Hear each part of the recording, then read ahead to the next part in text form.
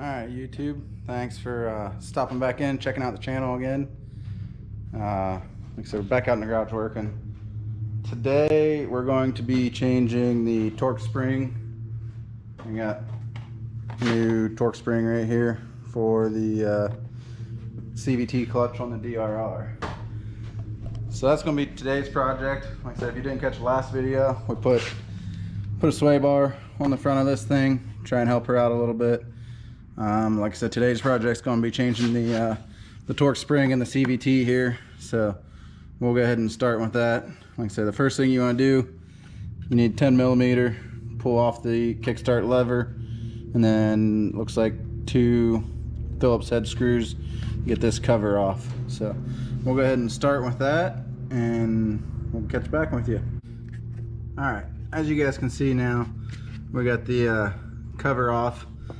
Like I said, this is the first time I'm actually doing this also. There's 3 10 millimeters here, but I don't think you have to take those off. I think we just need to take these Allens all the way around the outside and this one right here in the center.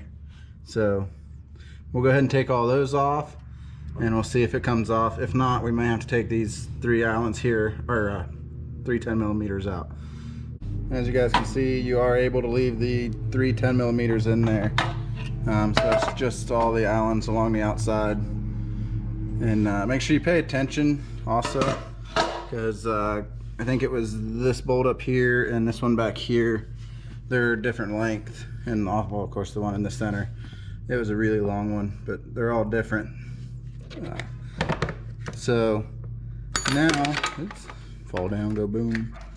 We're gonna go ahead and pull this nut off so that we can get the belt and this clutch out. So that's where we're at now. Like I said, pull this nut and then should be able to pull the belt off and pull this nut. I think you got to pull this nut to get the drum off. All right, we got this front pulley off.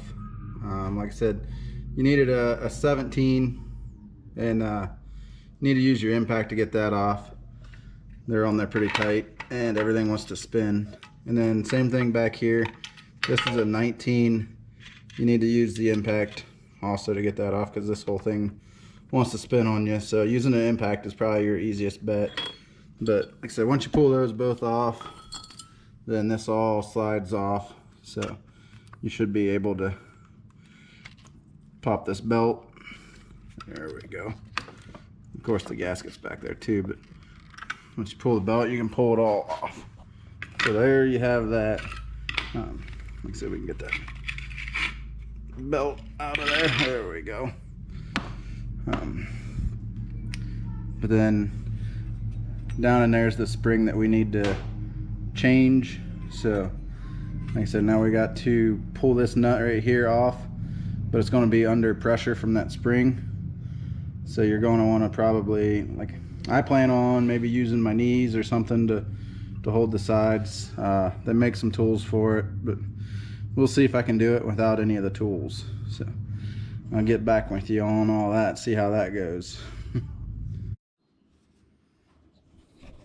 Alright guys, sorry I didn't get to videotape it. I had to have too many hands to try and break this loose, but basically I kind of squeezed this a little bit in my vise to hold it. Broke this nut loose, and then you're able to hold it with your hands. So I actually had to have my wife come out and help me, but I squeezed this, she unthreaded the nut and then popped it out, changed the spring. Here's the spring, and then like I said, I just squeezed it back down with my hands, tightened up the nut, and I actually had a mark on there from where it was when it was tight, so I just tightened it right back down to the same mark. That way I know it was good. And then like I said, now we're gonna put it back together. Basically you want to stick your belt in here and slide it back on there. So you can do that. Let's see, here's their belt. So yeah, you can put the belt back on there. Like I said, you want to make sure your gasket stays back there. This one ripped, but it's not that big of a deal. It just kind of keeps dust out. I mean, it's not like it's keeping oil or anything in or anything like that. So but see, when you slide that all the way on, you kind of hard to get over that collar there, but if you slide it out a little bit, it gives you a little more slack, and then you can slide them both in there. So like I said, once that's in there, then like I said, you can put this piece back on and use your impact to tighten her down. Batteries are dying on my flashlight, but we'll go ahead and just put that on there. And also there's a little rubber washer or O-ring, just kind of slides on there, but we'll put that on after we tighten it down. And then same thing up here, and put this front one back on. And I always kind of spin it over, keep it all in there, but you don't have to spin it all over. Once again, like I said, I don't have enough hands to do this all at the same time, but basically stick it in there, spin it, and line everything up, and get your nut and stuff back on there, and you should be good to go. So I'll go ahead and do that real quick and get back with you. Alright, so like I said, make sure you line these splines up on this Kickstarter gear also. But like I said, I got all those on, tightened them down. Like I said, I had a couple ugga-duggas, I guess, with little 3/8 impact. And I did the same thing on both of them. So hopefully that works out pretty good. Now we're going to put the cover back on. And like I said, this cover here just goes on. And then we'll make sure we get our gasket lined back up on all the holes and stuff. But no big deal there. Just stick it in, put all the Allen head bolts back in. Alright, we got this cover back on. Like I said, you need a 5mm Allen. Take that cover on and off. And like I said, this center bolt is your one that's really long. And then your dowel pin was up here and back here. Those are the two that actually have the ones that are a little bit longer. So like I said, we got those torqued down. The next thing you want to do is, if you're running the factory little cover, which I am, you'll put that back on, which is pretty easy, just kind of slides in there. And then it's a couple Phillips screws. There we go. But there's 2 Phillips screws there. We'll go ahead and throw those in.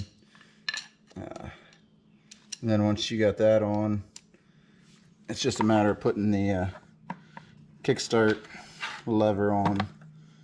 There we go. Get that one in there. It's kind of hard to do it one-handed here.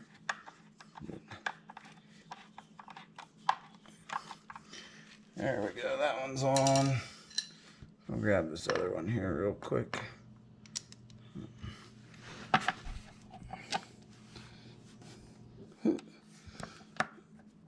There we go. Alright, I'm dropping you guys here.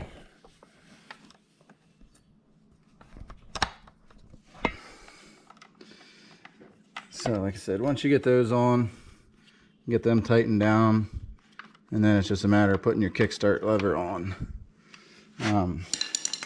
For the lever, you need to pay attention also. This bolt, I've seen people put it in the wrong way. Let's see here. So it goes in the one side and then it threads to the other side. I've had people put them in this way to where it just threads in there and it don't actually squeeze tight. So when you put it on there, of course this one's a little tight. I might have to put you guys down.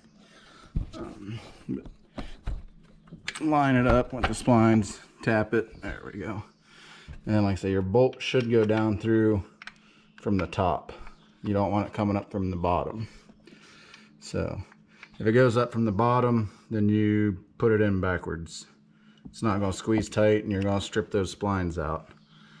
So alright, so we're pretty much done. I'm going to go ahead and tighten that bolt up and then we'll get this thing started up. Alright guys, so there you have it. Got her all back in there. Like I said, you can do it without any special tools.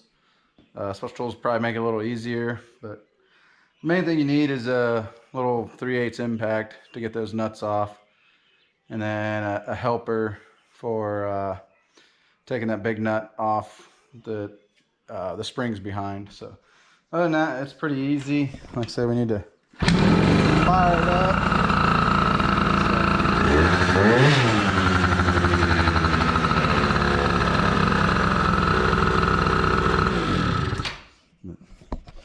There you guys go.